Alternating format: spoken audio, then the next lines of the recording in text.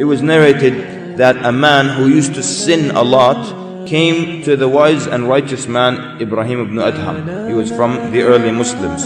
So he tells him, give me advice because I always sin. So Ibrahim ibn Adham then, rahimahullah, he's trying to shame him out of sinning in front of Allah subhanahu wa ta'ala. He says, if you want to sin against Allah, then go ahead and do so. Just don't eat or drink.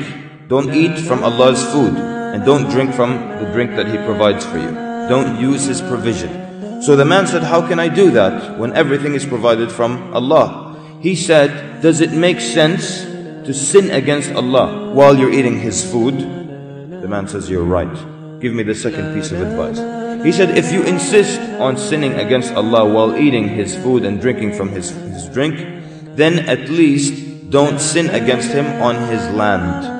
The man said, that is bigger than the first one, when all the land belongs to Allah. He tells him, is it proper then that you sin against Allah while you eat His food and you do it on His land? He says, give me the third piece of advice. He said, the third piece of advice is, if you're going to insist upon doing all that, then at least sin where He can't see you. And the man says, this is even greater. He says, does it make sense that you sin against Allah on His land while eating from His food that He provides, and you do it right in front of Him? So the man says, give me the fourth piece of advice.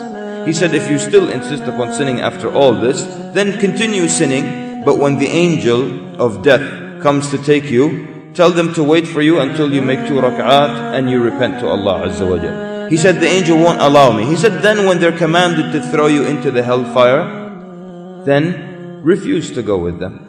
And he says, they won't allow me. He said, then after that the man said, qat, yani enough, enough. He had gotten his advice, he had understood the admonition, and it was said that from that day the man went on without sinning against Allah subhanahu wa ta'ala.